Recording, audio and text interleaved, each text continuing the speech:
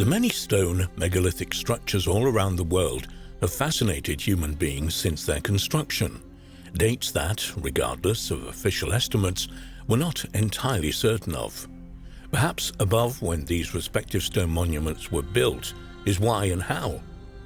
There is also the idea to consider that many of these stone megalithic monuments and structures, at least parts of them, are quite literally data storage units. Many ancient sites are known to use stone with a particularly high crystal content, and why there could be, and are various potential reasons for this, it's claimed by some researchers, particularly those in ancient civilization and astronaut circles, that crystal was a known means of storing data to those in antiquity. If we look at the pyramids of Giza, for example, we know that quartz crystal is featured heavily in the stone used. There have been various reasons put forward for this, not least of which is perhaps strength. However, might it be that within this mammoth structure is a whole host of data just waiting to be discovered and unleashed into the public arena? The Hall of Records, for example, has long been considered to be near the paw of the Sphinx. Might it be that this apparent Hall of Records, in fact, is a chamber made from stone containing crystal? Perhaps it even holds various crystal tablets that just might hold information from a long bygone age in much the same way that crystal storage chips work now and will work in the future. Staying with ancient Egypt for a moment, we might note the connection of Abydos, where alabaster crystal, and the place of the gods. Although it is said that portals exist here and that they would allow the pharaoh to communicate with the gods, might it be that this crystal was some means of advanced communication system with entities from elsewhere? As we have already seen, it appears very likely that advanced civilizations did once exist on Earth, and perhaps clues as to this advancement reside in one of the most mysterious and iconic sites on the planet. It is perhaps also worth noting that stones that make one of the oldest and well-known, if somehow overlooked, constructions on the planet, Stonehenge in Salisbury, England. These mammoth blocks of bluestone are comprised of sand-sized quartz grains which make up an interlocking mosaic of quartz crystals. This is important as it once more fits in with this potential collective and widespread knowledge of the ancients. While it is known that this structure of the stones is what makes them so impervious to crumbling or erosion, might there have been another additional reason that such stones were used? Might it have been so that storage could be stored here, or so that communication with entities from elsewhere could be achieved?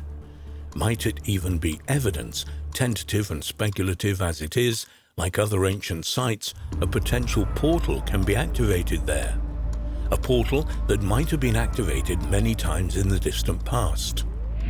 Taking that idea a stage further, and given that many of the points that these ancient sites exist on connect with each other through alignment, might these portals, perhaps created through the manipulation of naturally occurring energy with crystals, be able to transport someone from one such site to another? For example, from Stonehenge to the pyramids of Giza. Might this also explain why civilizations that history tells us have never met share many of the same creation stories and astronomical know-how? There might also be another thing to consider with regards to the use of crystal in many of the megalithic stone structures around the world. And what's more, if there was any accuracy to the suggestion, then it could explain how such huge structures were built in the first place. Researcher David Hatcher Childress addressed this in the book The Disinformation Guide to Ancient Aliens, Lost Civilizations, Astonishing Archaeology and Hidden History, in which he told of a telephone conversation he had in the early 2000s where the idea that quartz crystals, when connected in a series and given high voltages, will bend. Essentially, if quartz crystals are put under significant pressure, even by being struck with a large hammer, it will result in a piezoelectric force that makes the stone become weightless. As such, it is able to be moved as if it was nothing more but a cardboard box of air. Might the electrification of the crystal content inside these mammoth pieces of rock allow them to be moved as if they had no weight whatsoever? Many legends from around allude to this very notion. Many have postulated that this might have been achieved using some kind of ancient sonar-type technology. However, might it be the physical makeup of the stones themselves that was the key? We might note that there have been signs of electrification noted in the Great Pyramids of Giza, and while this has been suggested by, perhaps rightly so, that is an indication that these ancient structures were in fact ancient power stations. It might be that this electrification was used to bring the pyramids together in the first place. That so many of the megalithic stone structures have such crystal content within them at least makes such a suggestion reasonable and possible. And furthermore, we might consider if the location of these sites, essentially along ley lines and energy vortexes, might have also played a part in this electrification resulting in weightlessness. Might that be why such ancient sites all lie along these lines? Because the energy there is required to build such huge monuments and buildings to begin with. It is perhaps worth examining some of the legends and suggestions of how some of the ancient megalithic stone sites might have been constructed, and how that might tie in with such intriguing writings as the Voynich manuscript. Several stories exist around the world of a time when rocks or stone could be made soft using the sap from a certain plant. Many legends of the Inca civilization, for example, contain many legends of melting rock so as to make it workable. Writing in the book The Disinformation Guide to Ancient Aliens, Lost Civilizations, Astonishing Archaeology and Hidden History, David Hatcher Childress relays how Hiram Bingham, the person who discovered the Incan site Machu Picchu, was told of a plant whose juices softened rock so that it could be worked into tightly fitted masonry. It wasn't just Bingham who heard such accounts of this apparent long-lost knowledge of making it possible to fashion rock and stone as easily as you would clay. Childress, in the same book, goes on to tell how Colonel Fawcett also heard these same stories while in Peru of a liquid that softened stone to the consistency of clay. What's more, Fawcett's son Brian would tell of his own account in the footnotes of his father's book, Exploration Fawcett, while editing it. According to Brian, a colleague of his who was working in central Peru discovered an ancient sealed jar in an Incan grave. At first, he believed the jar would contain some kind of drink, possibly containing alcohol. However, before he had the chance to see, the jar was knocked onto some rocks and liquid spilled out. Unbelievably, when Fawcett's friend looked down at the rocks, they were now as soft as wet cement. Elaborating, it was as if the stone had melted, like wax under the influence of heat. Although he wasn't certain, he would claim that the plant in question had dark red-colored leaves. Might the plant he be referring to be somewhere in the Voynich manuscript? Might such a plant have existed in ancient times that when the ground and its liquid released onto the stone made soft, it could be manipulated? And if so, might that plant be somewhere in the Voynich manuscript?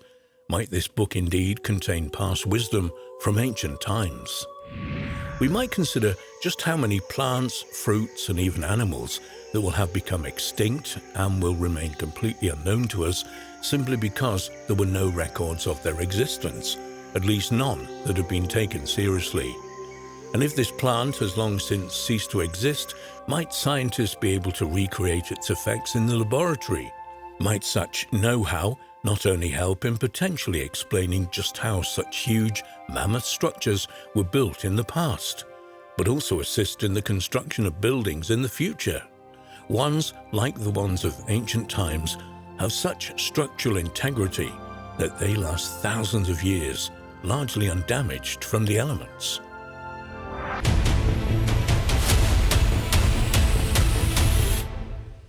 There are many examples of technological know-how and advanced engineering in ancient times, and these range from magnificent megalithic structures to intricate designs of musical instruments and even medication.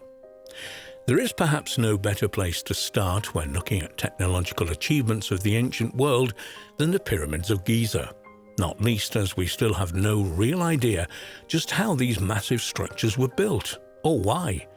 Even when experiments have gone ahead to try to explain these perplexing buildings, all have failed to provide a solid explanation. And as well they might, given that the pyramids are made up of millions of huge stone blocks, each weighing multiple tons. And what's more, the sheer precision with which these stones are being placed only makes their construction all the more mysterious. Whether the truth of just how the pyramids were constructed ever comes to light remains to be seen. For now, though, they remain a complete mystery. Across the Atlantic Ocean on the outskirts of Cusco in Peru lie Inca ruins, some of which are just as perplexing as the pyramids of Giza. In particular, a fort named Sacsayhuaman, which is made up of equally huge stones that weigh around 100 tons each. Furthermore, the precise nature with which these stones are being placed are equally as advanced as the stone placements at Giza. Even more remarkable is the fact that these stones appear to have been treated so they have a smooth, polished surface, something that could only realistically have been achieved in a huge kiln much larger than has ever been known to exist. Much like the pyramids of Giza, there have been many theories put forward to explain how the stones were positioned and treated. None have been able to show conclusively that they are correct, and the fort's construction remains unexplained. If we cross back over the ancient lands of Europe, there is the Antikythera mechanism, which was discovered off the coast of the Greek island of Antikythera in 1901. Upon examination, it appears clear that the device is some kind of advanced mechanical reproduction of the solar system. This device is said to date back to around 200 BC, leaving those who have investigated it completely at a loss as to how such a device was built almost 2,000 years previously. In total, almost 40 separate intermeshing gears are contained within the device, which is entirely accurate in its workings, and is truly a peek into the past and the technological know-how that was clearly present in antiquity. Although it is something that has been well documented between the years of 600 and 1200, a weapon of the Byzantine Empire known as Greek fire still cannot be replicated today. According to the many reports of this deadly weapon, pipes were fitted to the masts of warships, which, when activated, fired a thick fire at enemy ships and soldiers. And what's more, this strange fiery substance was able to continue to burn for some time on the surface of the water. Suddenly, however, at some time around the 1300s, the deadly weapon simply disappears from history. It's not clear why this happened, with some suggestions being that the ingredients required to make this substance became suddenly unavailable, or that the knowledge of how to blend the required ingredients simply became lost as the empire itself weakened. What makes the Lycurgus cup is so intriguing, its remarkable decorations around its side, is that nobody is entirely certain as to what the cup is made from. What is further interesting about the Lycurgus cup is that the glass within it is dichroic, which means that when a light is shone behind it, it shines red. However, shining a light in front of it will make it appear green. What makes this so interesting is that this effect is achieved by changing the structure of gold and silver nanoparticles, something that modern science only managed to achieve in the 1970s. Just how this was achieved in an item thought to date back to Roman times is beyond explanation, although some people have put forward that this could have been completely unintentional and achieved purely by chance. It would appear from the many writings speaking of it that ancient Egyptians and ancient Greeks made use of a drug that was an ancient equivalent of an antidepressant, known as nepenthe. It translates to anti-sorrow and was seemingly given to those who were feeling sorrowful or sad, what we would call in the modern world depressed. Although there is documentation of its use, it's not certain exactly what the drug is, whether it's a single plant or herb, or an ancient combination of different ingredients.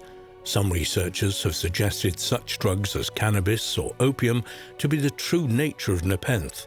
However, both drugs were widely known and used in the ancient world, and we would assume that they would simply be referred to as such.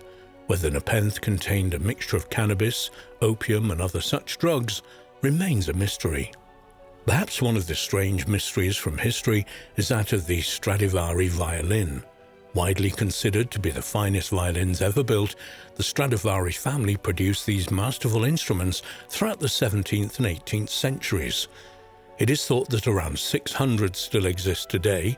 However, there is no one who knows just how to make or recreate them, meaning their numbers will continue to dwindle, and it's unlikely an exact replica will ever be reproduced. Although they can't be reproduced, some scientific studies of these instruments suggest that the wood they are made from is particularly dense, which is likely to contribute to their unique sound. Another substance that the modern world has collectively forgotten how to produce is Damascus steel, a particularly hard and strong metal used in the Middle Ages throughout the Middle East. Its ability to be shaped into particularly sharp edges made this metal ideal for making blades for swords and other weaponry. Like the Stradivari violins, although there are plenty of examples of these blades made from Damascus steel in the modern world, the knowledge to make the metal itself has been lost, and despite several attempts to recreate it, all have fallen short. While this knowledge was likely lost as empires fell and demographics changed, there was also likely an element of keeping such knowledge secret, meaning even in the Middle Ages, only a select few would have been privy on how to produce the metal. In 1940 in the United Kingdom, an experiment was set up that is largely referred to as the Oxford electric bell, which involved two brass bells being buried beneath two dry piles and then sealed. This apparent makeshift battery then produces enough power to create an electrical charge that swings a hammer of sorts that chimes the bell.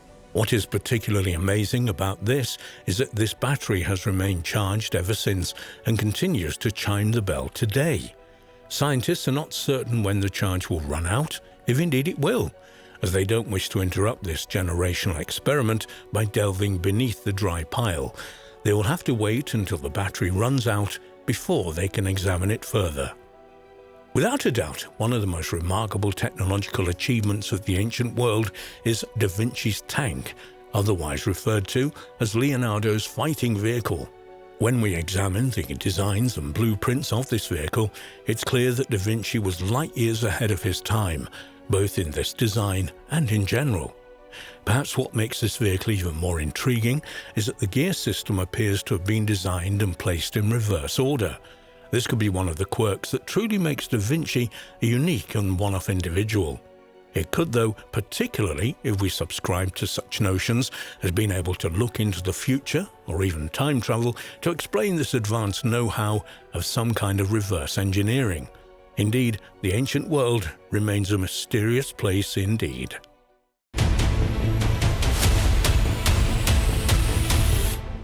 Port Mahomac Monastery in eastern Scotland is believed to have been built by the ancient Picts, a mysterious ancient people who once inhabited the north and east of Scotland. Recent research has revealed that the construction of this monastery appears to reflect the golden ratio or divine proportion, as it became known during the Renaissance hundreds of years later. This formula was originally identified by the ancient Greeks, but academics are struggling to understand how a relatively isolated tribe in northwest Europe discovered this supposedly secret architectural formula. The ancient Picts were a mysterious and enigmatic race about who little is known for certain. By the time the Old Norse or Viking sagas were being compiled in the 13th century, the memory of the Picts as real people had almost vanished completely, and they had become a semi-mythical race of fairies. Indeed, in popular tradition, perhaps because of the low-roofed or underground structures they built, they were supposed to be small, who were confused with fairies, gnomes, brownies, and similar supernatural creatures. Much of the uncertainty surrounding the Picts is due to the fact that they left no written records. The name Pict may come from the Latin picti, which means painted, and may refer to their custom of body painting or possible even tattooing. Alternatively, they may have referred to them as Pect, the word for ancestors. One theory for their origins comes from the historian Bede, writing in 731, who said that the Picts had come from mainland Europe, possibly Scandinavia, to Northern Ireland to ask for land, but the Irish had refused and sent them on to Scotland. At the time of the Roman invasion of Britain in the 1st century AD, Scotland was inhabited by a number of different Celtic tribes, including the people who would later become known as the Picts. From the accounts of Britain written by ancient classical Greek and Roman authors, it appears that by the 3rd century AD, the predominant peoples of northern Scotland were all known as the Picts. The earliest surviving mention of the Picts dates from AD 297. In a poem in praise of the Roman Emperor Constantius Chlorus, the orator Eumenius mentioned the semi-naked Pict and Hiberni Irish as enemies of Rome. Indeed, the Picts' war with the Romans during the occupation was almost continual. It was a war which they ultimately won, as Scotland never fell to the armies of Rome despite numerous attempts to invade. The Pictish nation seems to have comprised of several federations, each with its own leader or king, and by the 7th century there was a united Pictland, which was already partly Christianized. In 843, Kenneth MacAlpin, king of the Scots, also became king of the Picts, united their two lands in a new kingdom of Alba, which eventually evolved into Scotland. After 900 AD, no further mention is made of the Picts. No one is sure what happened to them, why they suddenly vanished from history. However, many researchers believe that they may have merged with the southern Scots and the two cultures became one from then onwards. This unification of the two cultures was also influenced by the danger posed by the Vikings, whose raids along Scotland's northeastern coast were becoming more frequent. The Golden Ratio. The Golden Ratio, symbolized by the Greek letter phi, is a special number approximately equal to 1.618, which appears often in geometry, art, architecture, and other areas. The Golden Ratio is found when a line segment is cut into two pieces of different lengths, so that the ratio of the whole segment to that of the longer segment is equal to the ratio of the longer segment to the shorter segment. In the hugely influential ancient mathematics textbooks Elements, written by Euclid of Alexandria around 300 BC, the definition reads, "A straight line is said to have been cut in extreme and mean ratio, when, as the whole line is to the greater segment, so is the greater to the lesser." The Golden Ratio is also known as the Golden Section, Golden Mean, or Divine Proportion. While it has always existed, it's not known exactly when it was first discovered and used practically. Researchers believe that it has probably been discovered and rediscovered on numerous occasions throughout history, which may explain why there are several names to describe it. It has been conjectured that the ancient Egyptians may also have used both pi and phi in the design of the Great Pyramids. The classical Greeks are also thought to have based the design of the Parthenon on this proportion, though there is some debate about this. Many researchers claim that if a rectangle is drawn around the face of Leonardo da Vinci's Mona Lisa, the ratio of the height to width of that rectangle is equal to the Golden Ratio. Some also think that da Vinci also used it to define all the basic proportions of his painting The Last Supper. Although there is no proof to show da Vinci consciously used the Golden Ratio in his work, it is known that he was a close personal friend of Luca Pacioli, who published a 3-volume discourse on the Golden Ratio in 1509 entitled Divine Proportions. Indeed, da Vinci was responsible for the illustrations used in this work. It's certainly possible that not only da Vinci, but other Renaissance artists used the golden mean in their paintings and sculptures to achieve balance and beauty. But what does all this talk of divine proportions have to do with an ancient Scottish tribe described by the Romans as primitive and half-savage? In fact, the Picts were skilled in farming and possessed a sophisticated culture, which included seagoing trade and the elaborate carving of paintings and stones. Portamahomac is a small fishing village on the shore of Dornoch Firth in northeast Scotland. Between 700 and 1100 Christian Pictish monks lived in a monastery on the site. The Pictish monastery was one of the most important archaeological finds for decades when it was discovered in the mid-90s. An ongoing work on material excavated there is still revealing fascinating information about its inhabitants and the monastery itself. So far, various sculptural fragments have been discovered, as well as Pictish burials and a Viking hoard dating to around 1000 AD, which have been secreted away in the wall of a church. There are also traces of burning in parts of the site, evidence that Viking raiders attacked the community at some point, according to experts. But it's the dimensions of one particular structure, known as the Smith's Hall, within the monastery complex that has attracted the most discussion. According to experts, this horseshoe-shaped building was constructed with an incredible symmetry that went way beyond what was necessary for such a building. When investigated further, the ratios of lengths of different walls and bays inside the window were incredibly found to conform to the principle of the golden ratio. Jean Gowans, former chairman of the Archaeological Heritage Society of Scotland, confessed her astonishment to learn that the Picts had been using the golden section. It's really absolutely fascinating. It's mind-blowing stuff. This is staggering to hear, but I'm not totally surprised. I think they were pretty sophisticated. When you think of all the Pictish stones and the wonderful carvings that they made, a lot more sophisticated than perhaps they are given credit for in public perception. But how did the Picts obtain such archaeological prowess and mathematical knowledge? Martin Carver, a professor of archaeology at York University in the UK, who has worked on the site since the mid-1990s, said, "The most important stone piece at the site has a Latin inscription. That's as common as muck in the Mediterranean, but extremely rare in Scotland. It says, 'This is the cross of Christ in memory of Rio,' and the rest is broken away. Unfortunately, the key bit, the name of the person, is missing. It means there's someone around there who knows how to write in the 8th century. That itself is a revelation."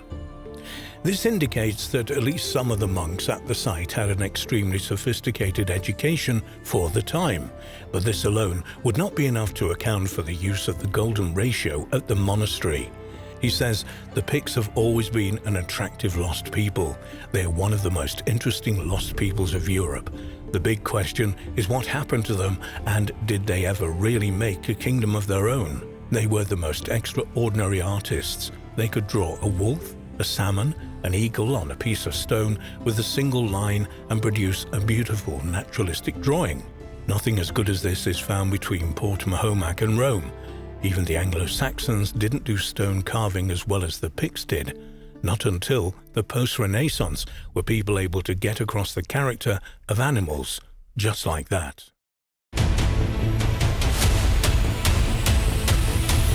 The recent discovery of Roman coins during excavations of a castle in Japan have prompted the question of how in the world they got there. Perhaps Rome's empire stretched much further than previously believed, or there were Romans trading with the ancient inhabitants in Okinawa 1800 years ago. Numerous Roman coins have also been discovered in southern India and Sri Lanka that are evidence of direct links with the Roman world. Could there have been direct links with Japan too? Could the Roman legions themselves have even traveled that far east? The vast Roman Empire was at its maximum extent in the 2nd century AD, from the Antonine Wall in central Scotland to the deserts of Arabia in the Middle East and the Sahara in North Africa. But the commercial and diplomatic influence of the Roman Empire reached far beyond the physical borders of the empire. This trade was absolutely vital to ancient Rome. The empire cost a huge sum of money to run, and trade brought in a large amount of money. The population of the city of Rome at its height may have reached 1 million people, and such a vast population required numerous amounts which could only be obtained via trade with other areas. It's no exaggeration to say that trade was such a vital part of the success of the Roman Empire that once the empire collapsed, trade throughout the lands that had once made up that empire collapsed too. A very obvious sign of such trade is the presence of Roman coins. Indeed, coins are the most durable example of such contacts. Roman coins were first produced in the late 4th century BC in Italy and continued to be minted for another 800 years across the vast lands of the empire. It was recently announced in the media that Roman coins had been found in an extremely unusual location. a medieval castle in central Okinawa, Honto, in the middle of the Yokatsu Peninsula. From 2013, a team of archaeologists from Irma City's local Board of Education had been excavating Katsuren Castle, the seat of Lord Amorari in the 15th century. A couple of years later, Toshio Tsukamoto, a researcher from Gangoji Temple Cultural Properties Department, was visiting the excavations, examining the finds, when he spotted something strange. In his own words, "I'd come to analyze artifacts like Japanese samurai armor that had been found there when I spotted the coins. I'd been on excavation sites in Egypt and Italy and had seen a lot of Roman coins before, so I recognized them immediately." But the news was greeted with disbelief in the archaeological community. When archaeologist Hiroyuki Miyagi heard of the 10 Roman and Ottoman Turkish coins had been unearthed from the ruins of a medieval castle in Okinawa, he first thought it was a hoax. "I couldn't believe they'd found coins from the Roman Empire in Katsuren Castle. I thought that they were replicas that had been dropped there by tourists." However, when Miyagi later examined the coins using X-ray technology, he changed his mind. "You can see the engravings on the coins clearer when you use X-rays," he said. Miyagi found that the Ottoman coin contained an inscription that dated it to 1687, but the Roman coins appear to be much older, from 3 to 400 AD. One of the Roman coins has been identified as a copper alloy coin of Constantius II from 337 to 361 AD, the son of Constantine the Great. The published images of the other Roman coins are not as clear, but experts believe them to be of roughly the same date, from about 320 to 370 AD. How on earth did coins of the Roman Empire find their way to Japan? Was there some kind of connection between the empire and the Far East? Could the Roman legions have traveled that far? Katsuren Castle was built in the 13th or 14th century AD and was occupied until the 15th century. So the coins cannot represent direct commercial links between the inhabitants of the castle and the Roman Empire, which had fallen many hundreds of years earlier. Furthermore, other finds from excavations at the site include pottery from the same geological layer as the Roman coins, which dates to the 14th or 15th century, much later than the coins. Other finds from the castle, such as coins and ceramics, suggest trade links with China, so it's possible that the coins arrived there indirectly through trade with China or Southeast Asia. Masakai Yuko, a spokesman from Uruma City's Board of Education, said that he didn't believe the Roman coins indicated direct trade, saying, "We don't think there's a direct link between the Roman Empire and Katsuren Castle, but the discovery confirms how this region had trade relations with the rest of Asia." Most Japanese archaeologists are of the opinion that the Roman coins ended up in the castle after passing along different trade routes that linked the West to Asia. Some have suggested that Roman coins like those found at Katsuren Castle may have been in circulation as currency among merchants at the time, as many used Chinese coins. But Hiroki Miyagi believes that this could not have been the case. East Asian merchants in the 14th to 15th centuries mainly used Chinese currency, a round coin with a square hole in the middle, so it's unlikely that the Western coins were used as a means of currency. Another mystery connected with the coins, which attracted much less publicity than the possible Roman Empire connection with Japan, is the presence of the Ottoman coin. This dates to 1688, long after the castle was supposed to have been abandoned in the 15th century. What was an Ottoman coin doing at an abandoned Japanese castle? Links between Rome and the Far East.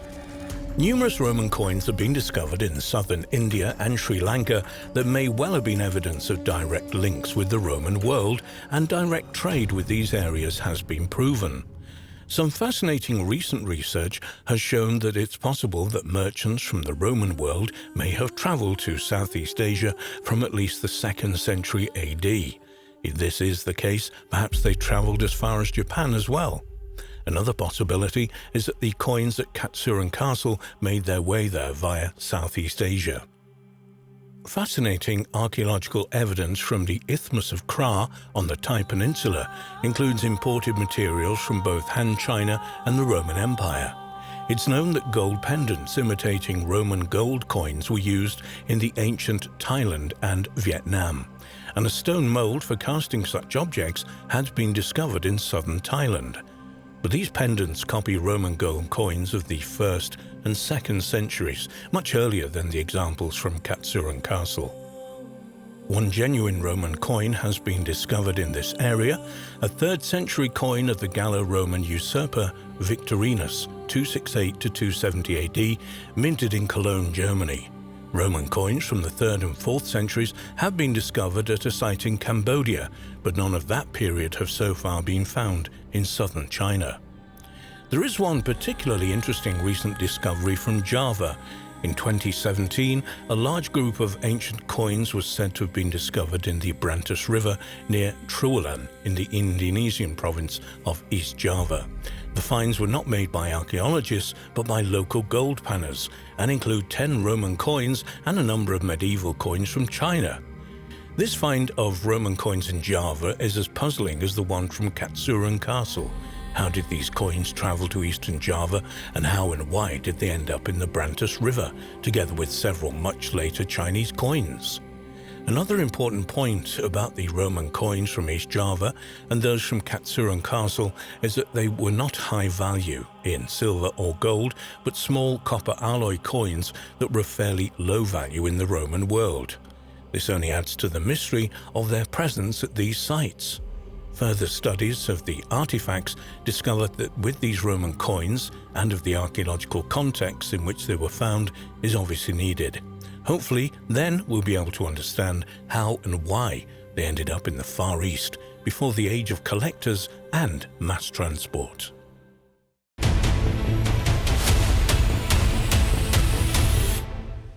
The Antikythera mechanism is an ancient Greek mechanical model of the solar system and has been described as the oldest example of an analog computer. As it's the only one of its kind, its origins are a complete mystery. However, recent research has indicated that the Antikythera mechanism might in fact be the famous planetarium made by the Sicilian astronomer, engineer and mathematician Archimedes. However, ancient sources mention that Archimedes made 2 of these machines, which means that the other one is out there somewhere, waiting to be discovered. At Easter 1900, Elias Stadiatos and his party of Greek sponge fishermen were fishing off the coast of the tiny rocky island of Antikythera between the southern Greek mainland and Crete. Surfacing after one of his descents, Stadiatos began babbling about a heap of dead naked women on the seabed. Further investigation by the fishermen revealed the 164-foot-long wreck of a sunken Roman cargo ship over 140 feet down. The buried objects from the ship included 1st century BC marble and bronze statues, the dead naked women, coins, gold jewellery, pottery, and what looked like lumps of corroded bronze which broke into several pieces shortly after being brought to the surface.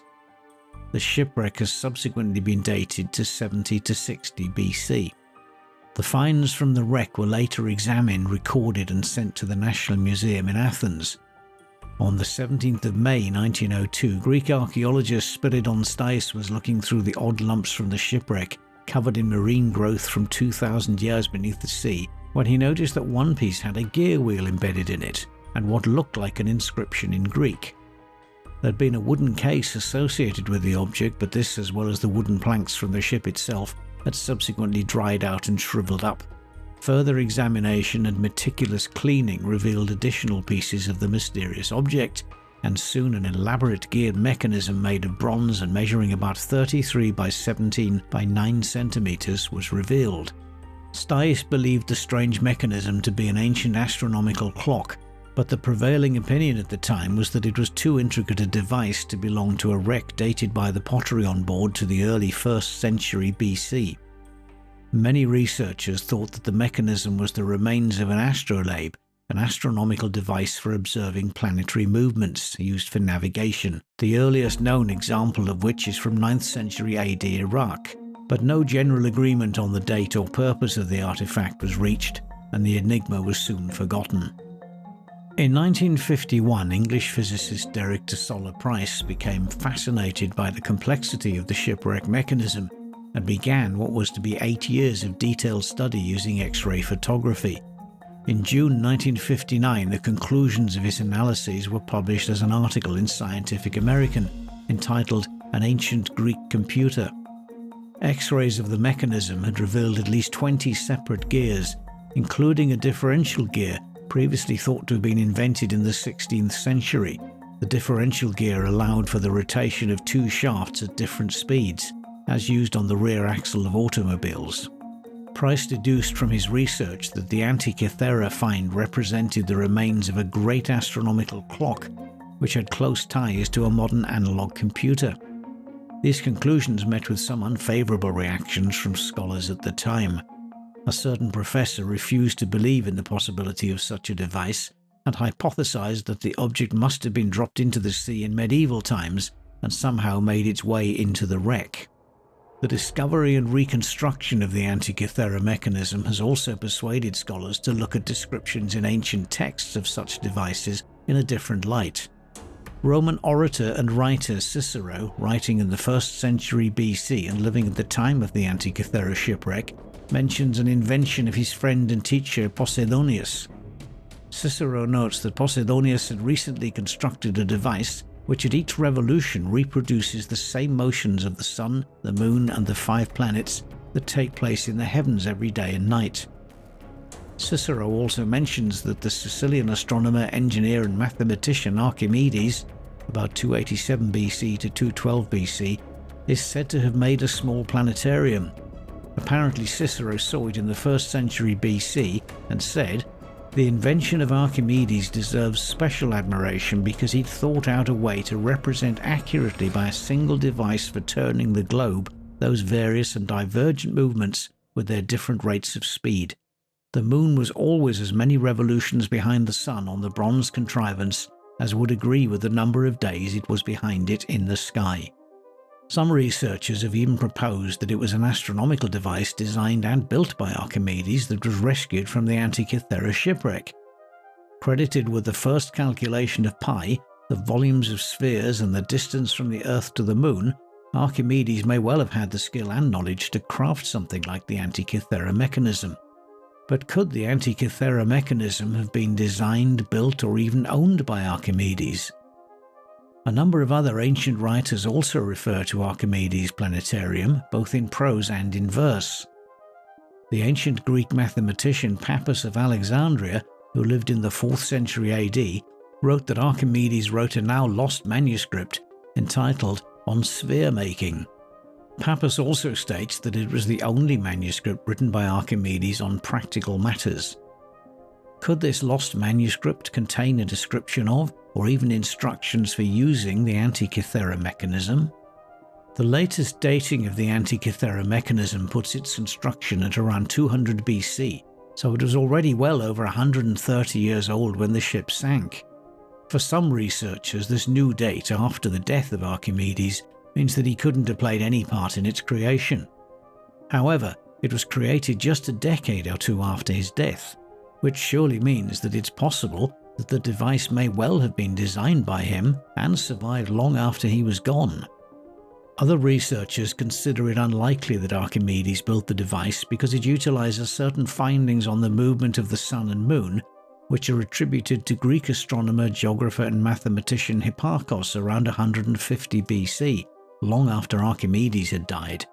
However, mathematician Tony Freeth believes that the original form of the astronomical computer came from Archimedes, and the Antikythera device represents a later version of this design.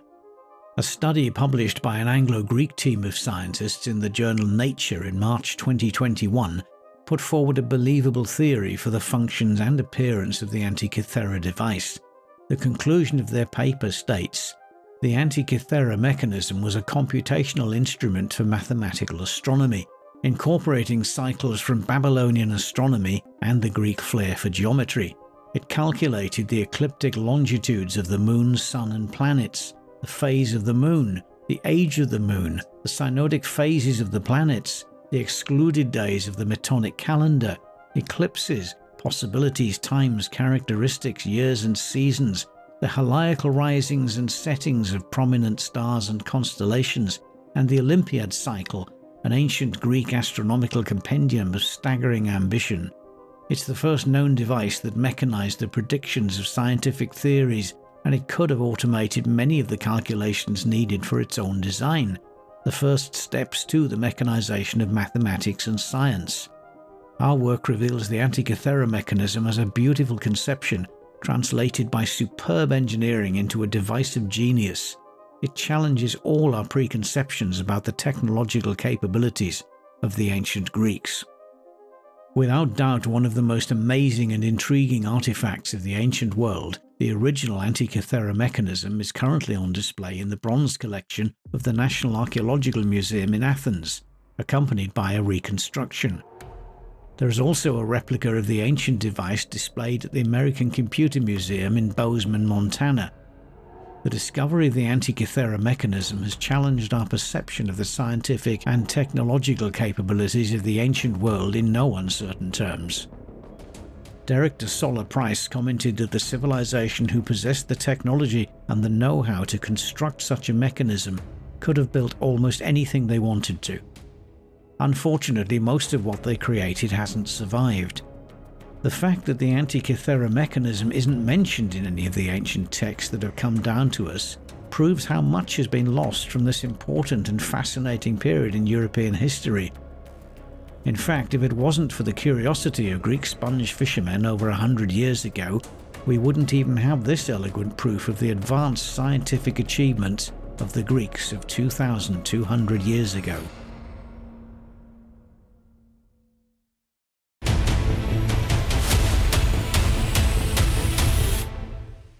The Vikings were one of the most mysterious and brutal groups known in history. They kept few historical records, but passed down their tales of battle and bravery through oral traditions. Legends of Viking artifacts, Norse gods, and horrific methods of torture still intrigue modern minds today. One of the most mysterious legends in the Vikings is the existence of the elusive sunstone. The stone has been mentioned in countless stories, passed down through generations. It's believed that seafaring Vikings would have used the stone to guide them on their voyages. To this day, we don't know precisely how this stone would have worked. While roaming the seas, the Vikings likely used several methods of navigation. Some researchers believe Vikings would have used the sun, as well as the paths of migratory animals such as birds or whales to guide their way. These animals most likely would have helped guide them to Iceland, Greenland, and as far as North America.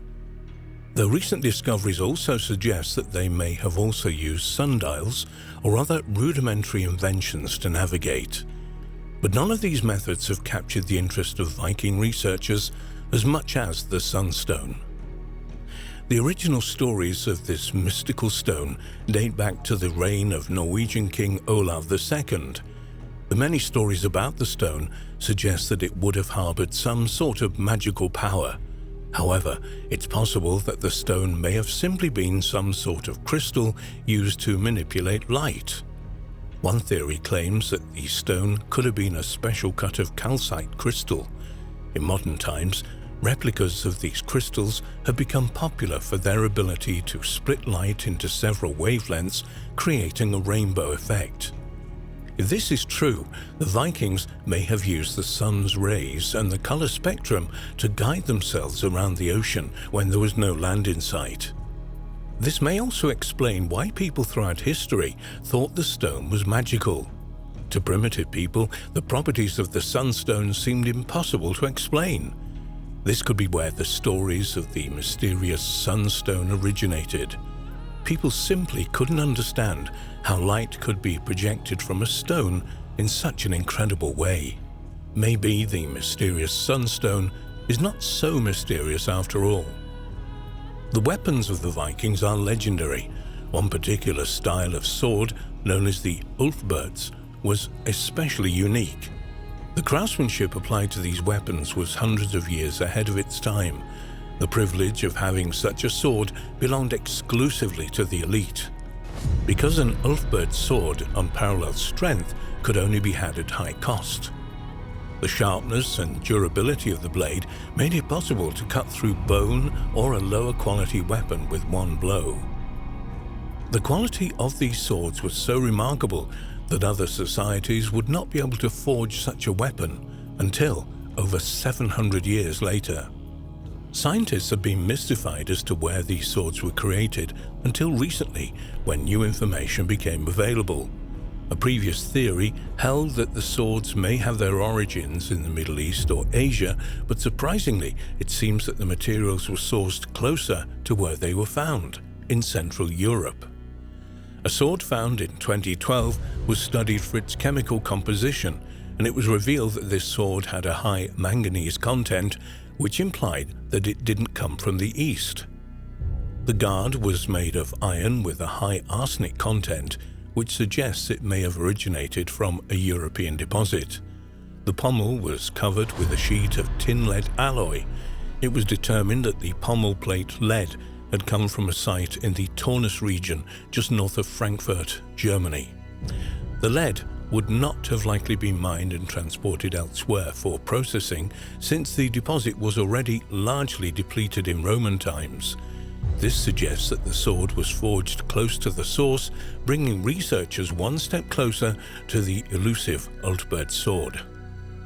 In addition to being known for their sea voyaging and advanced weaponry, the Vikings were infamous for their brutality.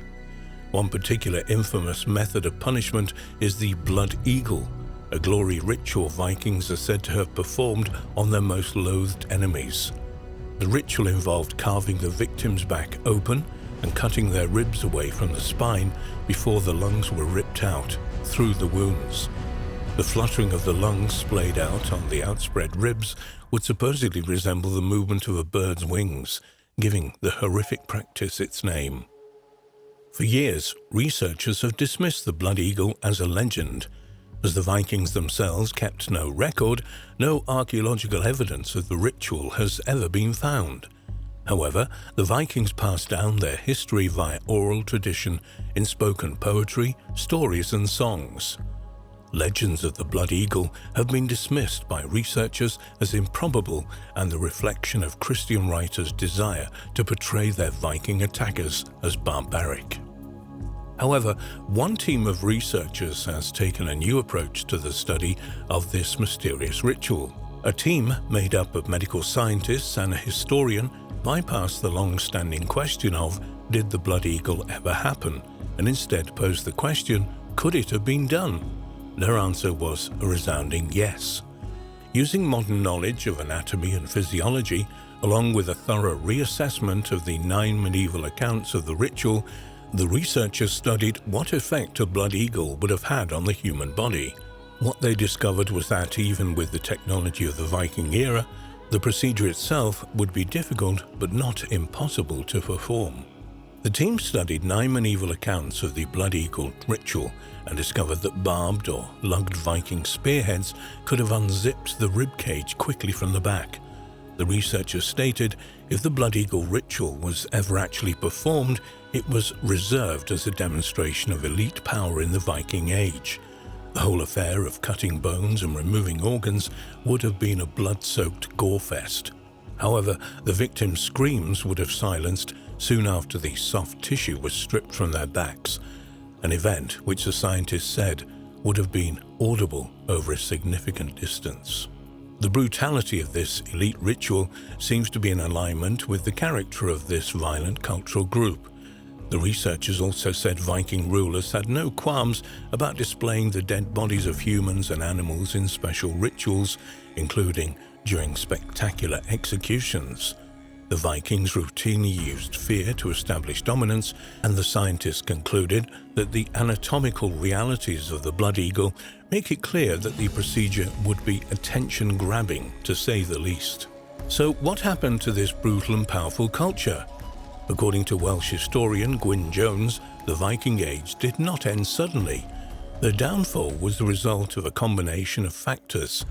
principally a string of debilitating defeats in battle and the rise of Christianity. Between 950 to 1050 AD, Christianity experienced rapid growth in Europe. Christians went from being targeted by Scandinavian Vikings to successfully converting the villagers from the religion of Norse paganism to the faith of Jesus Christ. The result was a complete transformation of the region because, according to Jones, nothing was more characteristic of the northern lands than the Old Norse religion. The Norse worldview slowly faded from the region with every new convert.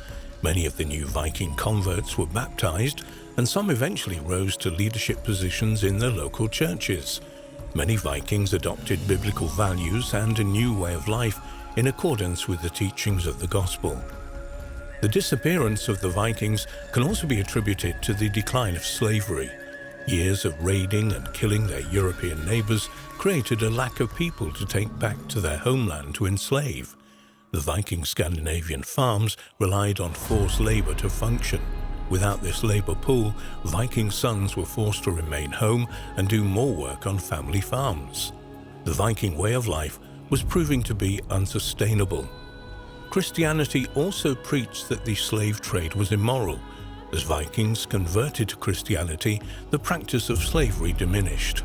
So after centuries of pillaging, torturing, and murder, you could say the Vikings simply settled down to a quiet, Christian, agrarian life. Maybe they got tired and just didn't have much fight left in them after all that violence. By the 13th century, the Viking way of life was practically non-existent, and for that, we can literally thank Jesus.